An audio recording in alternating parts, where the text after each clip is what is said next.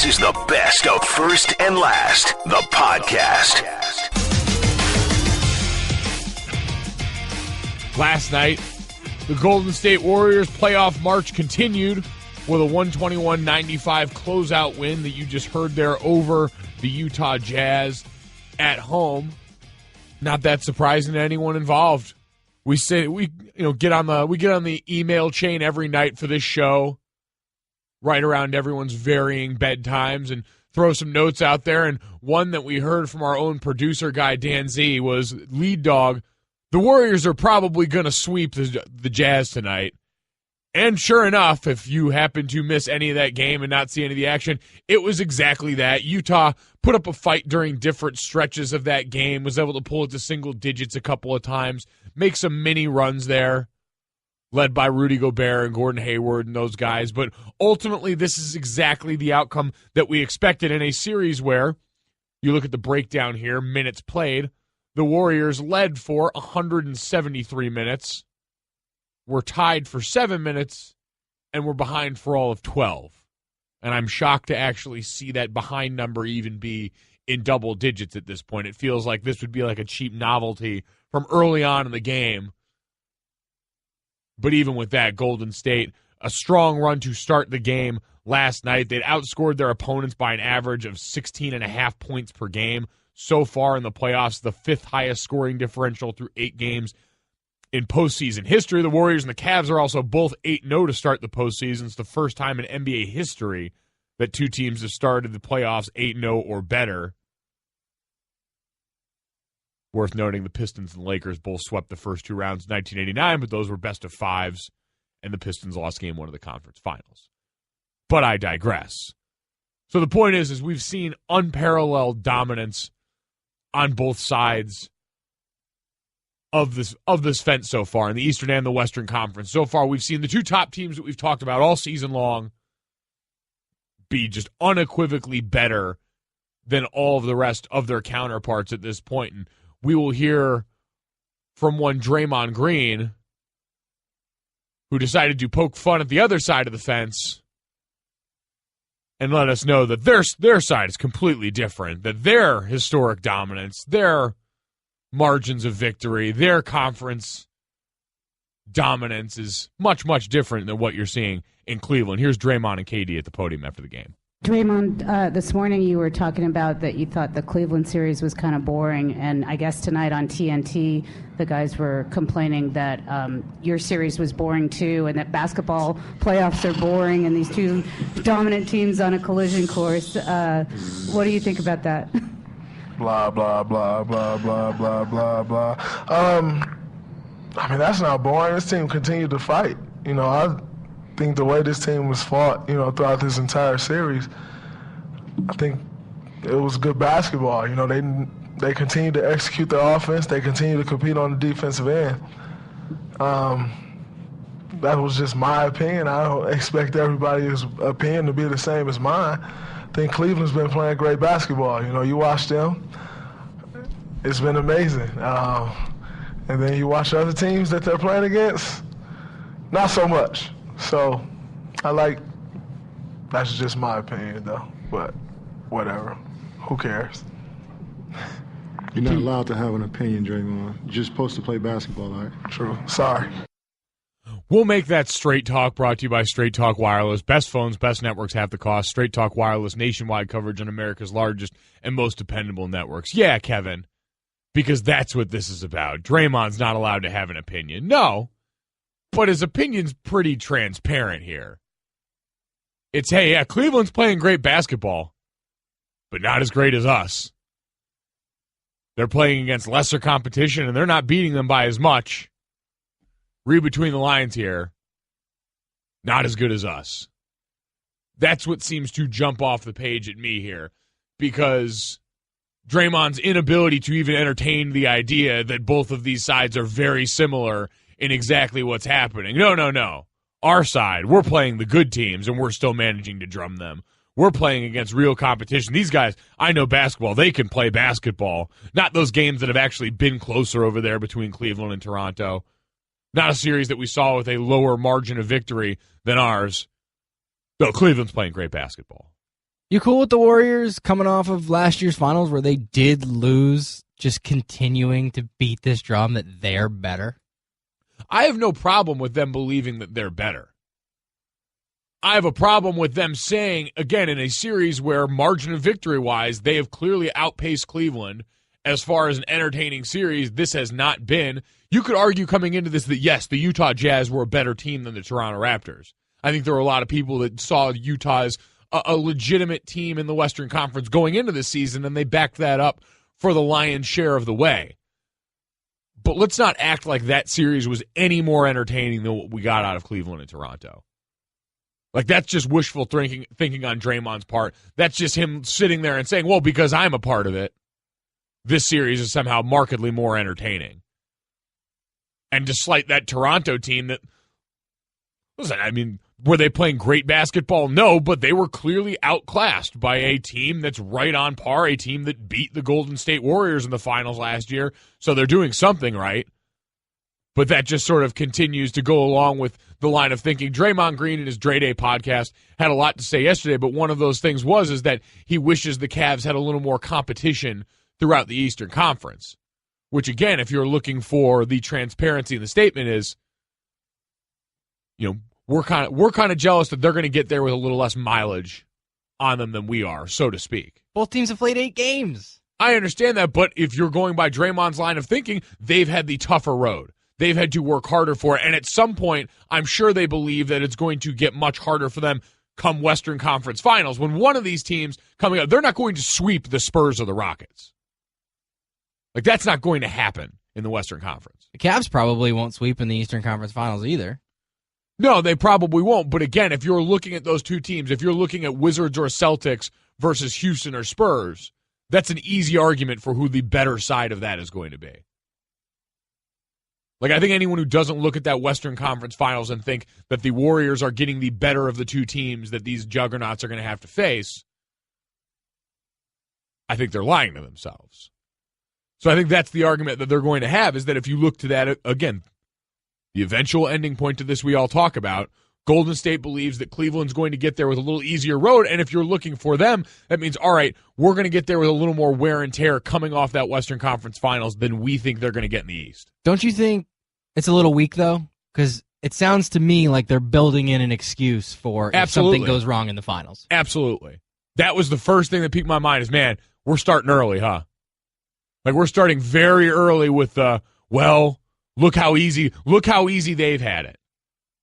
Look what we're going to have to go through over here in the Western Conference. Make sure you've got that in the back of your mind when this thing at the bare minimum probably goes 7. First and last, the podcast. Do you want to go to every single NBA Finals game? I know producer Dan does.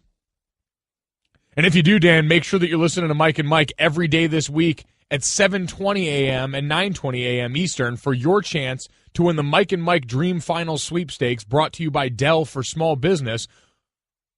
One of the teams that you might have a shot of seeing at said NBA Finals would be the Golden State Warriors, based on, this 8-0 start throughout the postseason, even though it's been a daunting road for them in the Western Conference on the way to 8-0. So much so that Draymond's gotten kind of bored and felt the need to turn his attention elsewhere, to the Eastern Conference. We mentioned before that he had some comments about the Cavs' competition throughout the East so far, their series with the Raptors, but he also took aim at another Eastern Conference team, one that he probably will not see in the finals, but one he had some strong words about anyway, and that was the Boston Celtics, but more specifically about their center, Kelly Olynyk. We'll let Draymond say it for himself. Dirty player, man. I don't respect guys like that. And, I mean, I know he's not, like, the greatest basketball player of all time, so maybe you feel like you got to, like, do that. But you don't, like, just dirty. Like, I don't respect that, man. He dirty. What's the difference between, like, dirty and veteran who know all the tricks? It's a big difference between knowing all the tricks, because knowing all the tricks ain't doing stuff to hurt people. Like, come on, man, you really yanked this dude's shoulder out of place. Like, I don't roll with that, man. He just, dude, dirty. That was courtesy of the Dre Day podcast on Uninterrupted. kind of feels like they owe him at least a bit of thanks in that first championship for that shoulder yank. That was part of the undoing of that Cavs team that still stole 2 games from them. Sans Kevin Love and Kyrie. Feel like he needs to show a modicum of respect there. But maybe that's just me. But obviously a lot of people's you-know-what alarms went off when you have Draymond Green, the Karate Kid, talking about who is dirty and who is not in the NBA. And I'm with you. He is not the source for this material to come with. He is not the one that we want to put here as the arbiter who decides who is dirty and who is not in the NBA or in sports in general. Doesn't it take one to know one, though? That is true. If anyone's going to be able to identify this, it is him, because I got to be honest, when he's talking specifically now, I'm going to almost remove Kelly Olynyk from this, because outside of that one instance, this would be my question, because we've heard this thrown at Kelly Olynyk, and it was worth noting, this is another note that got sent out last night, that when we look at what comes up, where is it here? Sorry for doing this in real time. It's good radio here. Yeah, I know. You listen, I like to be transparent with everyone as they watch me look things up. I am Stu Gott's Google searching things on air. This is why we're number 1 in the 4 to 6 time slot.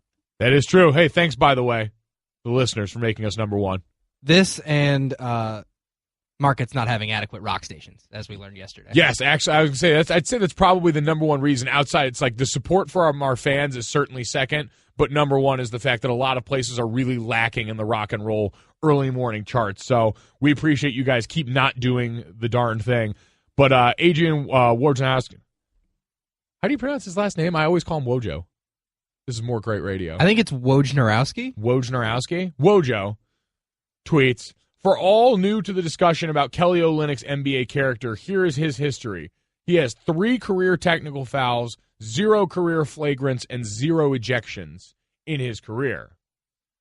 Now, that can lead you to one place, and it's understandably so, which is that some of this narrative is a bit forced. Now, you can also argue that you can do a lot of this stuff, especially when you're not a star, and sort of get by without it. But this is coming from a guy who's been suspended for an NBA Finals game for kicking a player. No doubt. No doubt. Again, probably not the source that people want to hear this from, but there is a difference.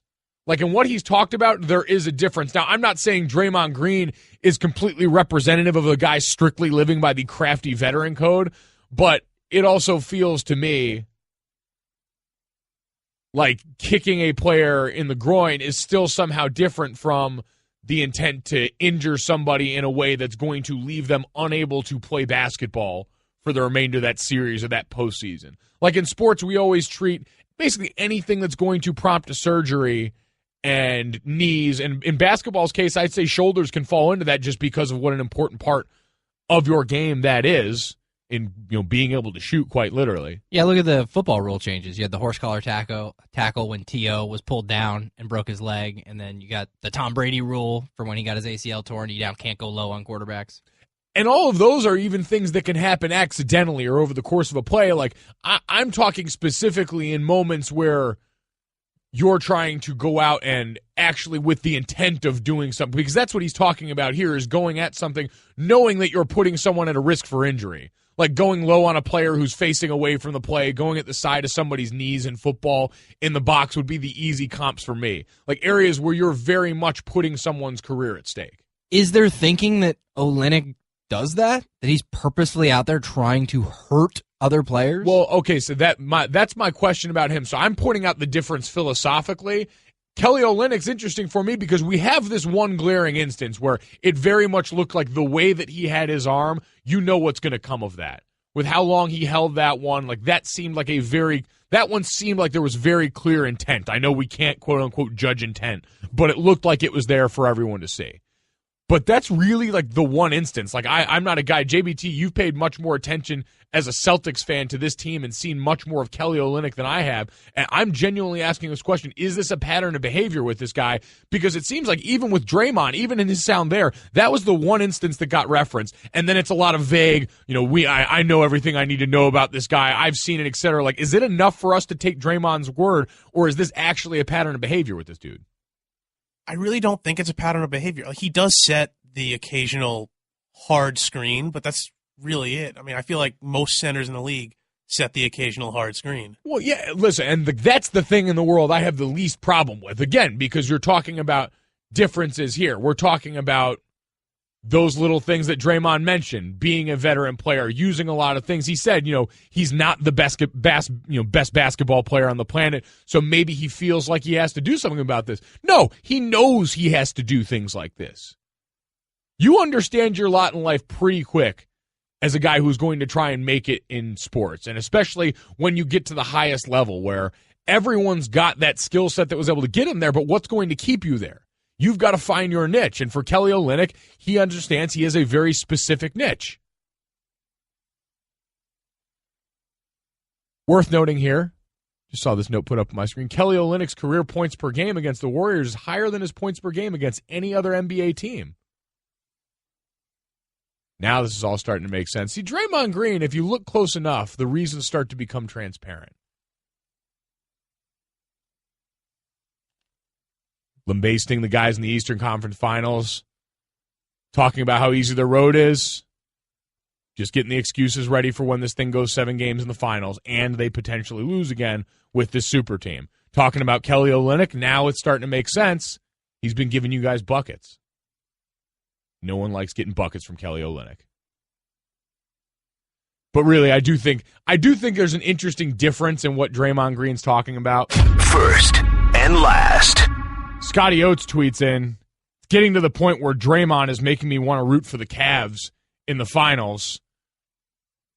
Anyone who's missed it, Draymond Green's been pretty vocal in the last couple of days between the postgame last night where he talked about the Eastern Conference being a relative dud so far in the playoffs, the Cavaliers having a much easier road to their 8-0 start to the postseason as opposed to Golden State's 8-0 start to the postseason, which has been a relative, war zone comparatively. I think we all can see that pretty clearly.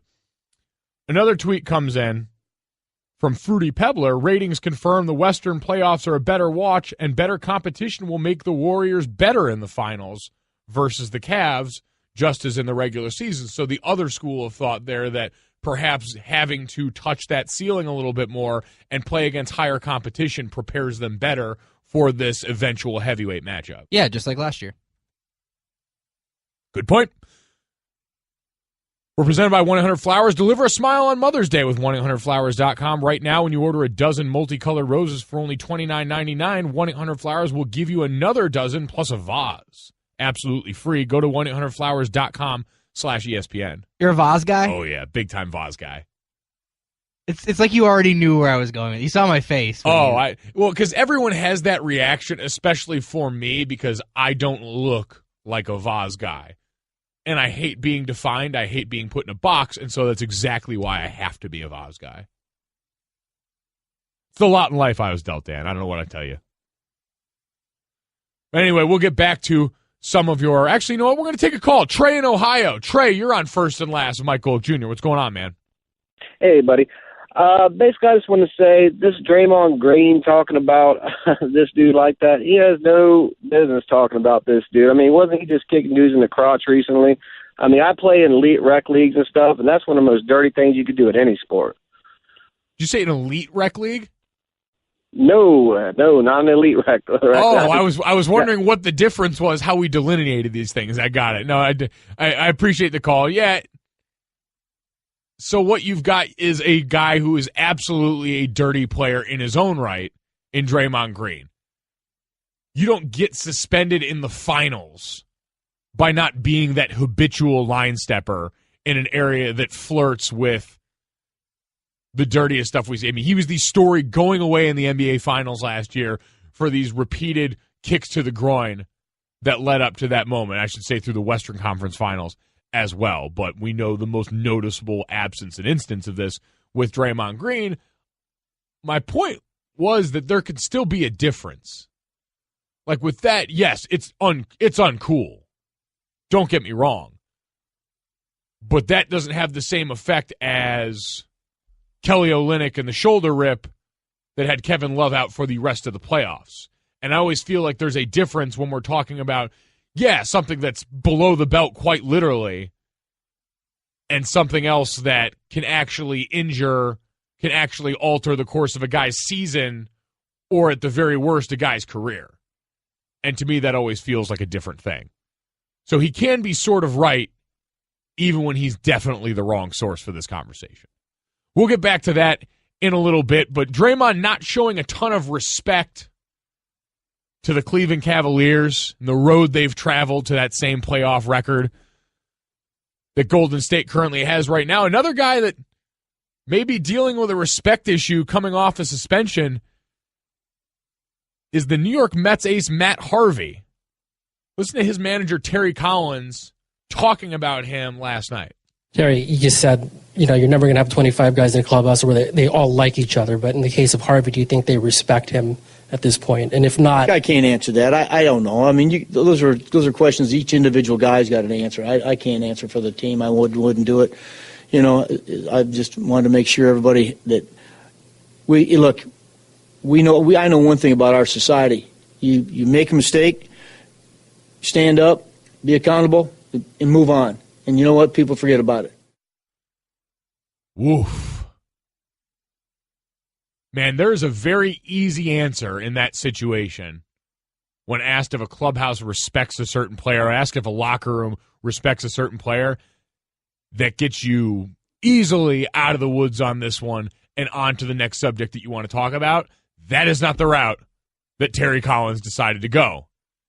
Again, in dealing with the transparency of what you're hearing versus what's actually being said, that sounded like a pretty loud and clear no. Or at the very least, Terry Collins is out on Matt Harvey and all of his you-know-what up until this point. Because this has been a marriage that's been going south for a while now, and it culminates in the violation of team rules from the other day, when it sounds like Matt Harvey not showing up to the ballpark and the ensuing suspension. And now what you get coming back is, all right, this feels like it's a team at a crossroads with a guy that for a while was the Dark Knight for them, was this ace, part of an unbelievable, historic feeling rotation that's never really seemed to put it all together at the same time because of injury and a number of other things. But the locker room respect conversation, and listening to Tim Kirkchin, one of our MLB insiders here, he spoke on a number of things, talking about the division in the locker room as far as teammates who felt like they were owed an apology from Matt Harvey and teammates that weren't. But he also spoke on just that, Matt Harvey's future with this team. Take a listen. His stuff is still very good, but it certainly isn't what it was 3 years ago when he was averaging almost 10 strikeouts per 9 innings. But in the end, he and the Mets eventually are going to have to part, because this just doesn't seem to be working at the moment, and something is going to have to be done. But it's a crossroads for him, and he's going to have to come back, apologize, and then go out and pitch like crazy and not get in any trouble. There's a culture of coddling that's going on here with the Mets, and it's not the manager and it's not the general manager. It's right at the top. And what I sense from today is the coddling has, at least for now, stopped, because Matt Harvey did not show up at the ballpark on Saturday. This is not the first time he's done this. They've told Matt Harvey enough is enough. And from what I gathered here, it's about time. He's going to pitch later in the week, and he's going to have to apologize before he pitches, and I'm sure that's what's going to happen. The interesting thing was there to me is you hear he say, come back and pitch like crazy. Like, we know the one way all of this goes away, and we're just not sure we're getting any more of that. Like, we're not sure we're getting the guy that the Mets thought they had in Matt Harvey a couple of years ago.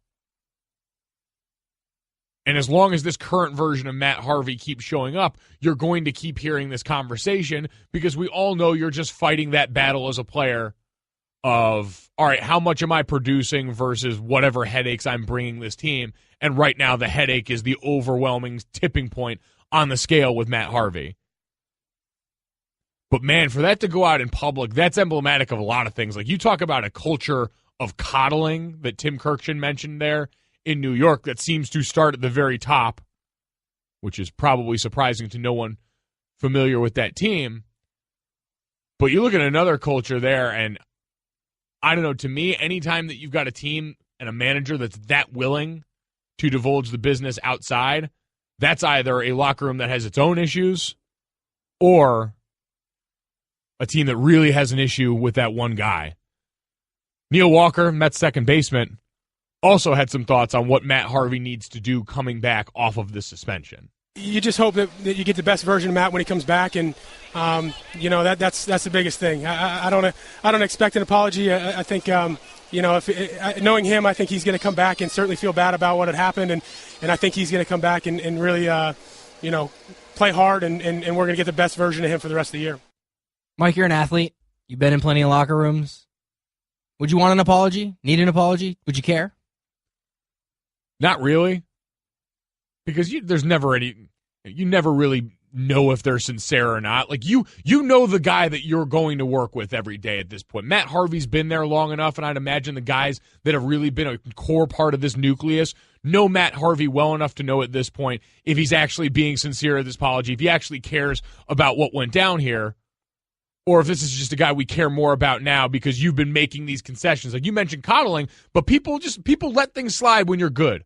I played with plenty of guys that I didn't like, plenty of guys that I didn't really get down with. But if you're going out there and balling each and every week and you're taking care of business, I won't say a peep. Because that's our relationship. That's your working relationship. They mentioned that before, at the very beginning of this, they asked Terry Collins, you don't always have a locker room full of guys that like each other. And that is God's honest truth in all this. But you respect each other enough to know that, all right, I'm going to put that aside because this guy comes to work and handles his business. Matt Harvey has stopped handling business at the level that we associated with him for a period of time, and that's why all of this becomes much louder noise. Because you got the guys looking around that locker room saying, you're not holding up the end of your bargain for the personality fit and the teammate that you've been so far to the rest of this group. That's the beginning and end of it. You don't got to like everyone. Hell, you don't even have to totally respect everyone, but you've got to respect them enough in the working relationship sense to just come there and get the job done. You do that, you ball at the level, you go out there and you be the ace that you're billed to be, and this all goes away. But until then, it's the same conversation we're going to keep hearing about Matt Harvey. First and last. It's a big weekend for maybe one of my favorite golfers of all time. John Daly notched a tournament win this weekend for the first time since 2004. Is that right? Feels right. Yeah, since 2004. It's been a little while for John Daly. Now, one might be wondering, well, John Daly gets a tournament win. He's feeling good. How does John Daly celebrate said tournament win? Well, we got that for you right here from the man himself. Well, we had Domino's Pizza at the Sugar Shack with Brian Nago, who's awesome. His whole team that runs that golf tournament, his staff. It was nice to sit out there and have some pizza, listen to some music, and one of the founders and owners of Loudmouth, he flew down just to come to the party and congratulate me. Worth noting for you guys, it was just brought to my attention, and this is the most fitting title ever. John Daly in the ESPN system here, when you look at where he's categorized all his sound, is listed as legendary American golfer. I don't know which PA cut the John Daly sound from SportsCenter. He was on SportsCenter, but that man's a hero. Whoever labeled him as legendary American golfer, that's a hero move right there. That's a guy who gets it. Like I always said, the highest compliment you can pay anyone is to just say, yeah, you get it. And who's ever labeled John Daly appropriately as legendary American golfer gets it in a way that very few do. Yeah, and just for context, when we got our audio system where we get our sound from, and we played some Neil Walker sound. Neil Walker labeled as Mets second baseman, Terry Collins, Mets manager, Draymond Green, Golden State forward, John Daly, legendary American golfer. Incredible, and deservedly so. John Daly's a guy that's super interesting to me because you see where he did like a lot of these interviews too, coming off the win this weekend. And it almost looks like he's inside of a bar doing this.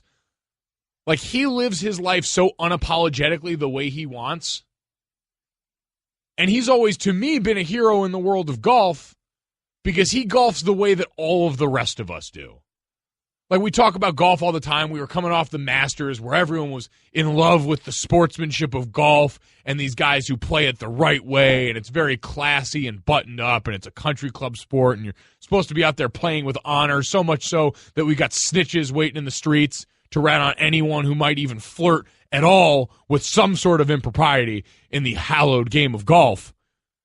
You got John Daly, who, if he had his druthers, would be playing professionally with a glass of scotch and a cigar at all times, without fail. And to me, that's heroic. The guy who, again, one of the common debates on this show is whether golf was truly a sport or not. I am always in the camp that golf is a sport, but I recognize that it's got some wiggle room in a way that a few sports do where it's not required for you to be an elite level athlete. And you can go so far, quite literally in John Daly's case, to say that you don't really have to look like anyone's traditional idea of what an athlete is supposed to look like if you've got a particular set of skills. Now, that's true in some sports, but it just looks a little different in golf when you can quite literally go out in a course and drink and smoke and still operate pretty well the way that we've seen John Daly do it. And I got to tell you, this might just be a love affair because I got to see him in person recently. The Monday after the Masters golf tournament that Hootie and the Blowfish put on in Myrtle Beach. Saw John Daly up close in person. That was like seeing a unicorn in the wild. He is everything that you want him to be in person. He's hitting balls off beer cans on the tees. Got up at a concert the night before. I had no idea he was musically inclined. And they've got all these guys up. Hootie and them are playing a set for everyone. It's a charity event. John Daly gets up there on guitar, plays Running with the Devil, singing, doing everything in flip-flops, smoking indoors. In the way that only John Daly can get away with doing. And I'm interested for people in general. Like, I'm interested to hear you guys, because I look at John Daly and I think legendary American golfer. I think hero. Because he does represent the way that I look at golf. But in general, with athletes, I feel like most of us want to see them embody a lot of the ideals. Like, you get the crowd that's like, how do I explain such and such athlete to my kid? They look at them to be the role models in a lot of ways for kids and show determination and work ethic and a desire to be the best at your craft and all of these things that we've come to stereotypically attach to the athletes that we want to package and show to other people. Does that crowd rebuke John? Is that crowd louder with John Daly than the crowd that looks at him and appreciates him for the beautiful novelty that he is? There's no evidence that John Daly doesn't work at his craft, though. I mean, just because the guy likes to drink and smoke doesn't mean he isn't out hitting buckets upon buckets of ball. I mean, probably not anymore. No, definitely not anymore. But during his heyday, you have to imagine just to be on tour. Dude probably worked pretty hard. It just didn't act like he did. I still say hero. And I guess that's the thing is, do people need the act enough to care in all this? Do they need that guise of, well, look, he's showing us how hard he worked? Because we live in a day and age where unless you see someone posting workout videos on Instagram or being very public and overt with the ways in which they're working, we assume that they're not. But he's a cartoon character. Let's be realistic. I just hope that people, I guess that's my question, is I hope people can appreciate that. I just said, I don't want to be in a box. I hope we can put John Daly in a box off to the side and understand the magical creature that he is and what we struck gold with in his career. We're going to look back on it. Looking on the 1-800-Flowers.com Twitter feed here, Mike the Trash Guy tweets in, the John Daly 30 for 30 is a must-see. Learn how to play golf from a Jack Nicklaus book. I don't know if that's true or not. But if it is. If he learned how to play golf from a book, then he is a savant. And that should also be recognized. That is true. Gifted. John Daly, which I would believe you talk to people around him, and he is a guy with a lot of natural talent in a lot of areas. I said, sings, plays guitar, plays golf, does all these things pretty baseline well in the way that, Greeny, we take you guys up to Mike and Mike every Monday through Friday. One of the things Greeny always talks about with my dad is that he's annoyingly good at a lot of things. Like for a guy that was an NFL athlete, he has a natural proclivity to a lot of things, and that's what you see with a lot of guys that are high-level athletes, the way that John Daly is. Greeny's got to hate John Daly, right? Oh, John Daly has to represent, for as much as we're sitting here singing his praises, Greeny is somewhere on their ride in right now cringing because John Daly runs so counter to everything golf stands for in Greeny's world. I would love to see those two in a pairing at a celebrity event. First and last, the podcast. So a dominant performance for the ages from Golden State. And they believe that despite that dominance, their series far more entertaining than the product you're getting over there in the Eastern Conference. Here's Draymond Green and KD talking about that after the game. Draymond, this morning you were talking about that you thought the Cleveland series was kind of boring, and I guess tonight on TNT the guys were complaining that your series was boring too, and that basketball playoffs are boring, and these two dominant teams on a collision course. What do you think about that? Blah, blah, blah, blah, blah, blah, blah, blah. I mean, that's not boring. This team continued to fight. I think the way this team was fought, throughout this entire series, I think it was good basketball. They continued to execute their offense. They continued to compete on the defensive end. That was just my opinion. I don't expect everybody's opinion to be the same as mine. I think Cleveland's been playing great basketball. You watch them, it's been amazing. And then you watch other teams that they're playing against, not so much. So, that's just my opinion, though. But, whatever. Who cares? You're not allowed to have an opinion, Draymond. You're just supposed to play basketball, all right? True. Sorry. Kevin Durant, the peanut gallery. The ultimate press conference sidekick, by the way. This goes back to the days when him and Russell Westbrook were the tag team champs. And Russ would get up there and spout off and lash out at the media. And KD would be their co-sign and everything. Major league co-signer. That Kevin Durant. Bad cop, bad cop. Yes. Bad cop like snide, not as, gutsy bad cop. Those two are speaking again, by the way. Yeah, that was something that came out, the Area 21 that Kevin Garnett hosts on the sort of side stage of the TNT halftime show. They had the 08, the 07-08 Celtics reunion. Sans Ray Allen, who got made very clear that they were fine with not being there. Kevin Garnett and them showing no love lost. But Kendrick Perkins was on set, who was most recently with KD and Russ, and said they are talking again. So that's something to keep an eye on going forward. We're starting to bridge the gap. We wondered what it would take, and now with that full season under their belt, Russ is like, all right, maybe kind of help me out. Like, I'm going to get an MVP out of this more than likely. If the Warriors lose in the finals, do they add Russ? There you go. Why not? At this point, why not just keep stacking it on? Like you're just hammering armor on to the side of one of the, you see like in every post-apocalyptic movie, they've got that truck that serves as the battering ram that you see when they're getting ready to go out through the zombie hordes. They're putting all the iron on the side of it, getting it ready to just plow through the crowd. That's all the Warriors are doing at this point. Like they've been the battering ram. And now it's how effective do we want to be? How much do we want to bolster? Russ would just be another piece of really sharp iron and some barbed wire added on the side of the Warriors' battering ram F-150 plowing through zombies. Or at least that's how I imagine them in my head. Maybe that works, maybe it doesn't. But regardless, something to keep your eye on going forward. I feel like Russ does kind of owe him for that MVP. Because if KD and Russ stayed together, do we ever think Russell Westbrook is going to be an MVP, by the way? Like, that's a whole separate conversation between the two of them. KD already had one at that point. He was always going to be the guy on that team. Russ is not going to average a triple-double with Kevin Durant on the same floor as him. So I think that's worth noting in all this, that I don't know how you can stay mad at a guy for so long when inadvertently he kind of helped get Russell Westbrook this MVP. Russell Westbrook was first-team All-NBA last year, too, so he's already been a top 5 player. Like, he's already been close-ish to the MVP level. Well, he's been closest, but again, there's a difference between close and there. And when you've got another MVP caliber player, what do we say about the Golden State Warriors going into this season? That Steph and KD, not really viable MVP candidates because they're going to cannibalize each other because there's only one ball on the court. I don't know. To me, it just seems like when you look at it now, cause and effect wise, one is not going to happen without the other here.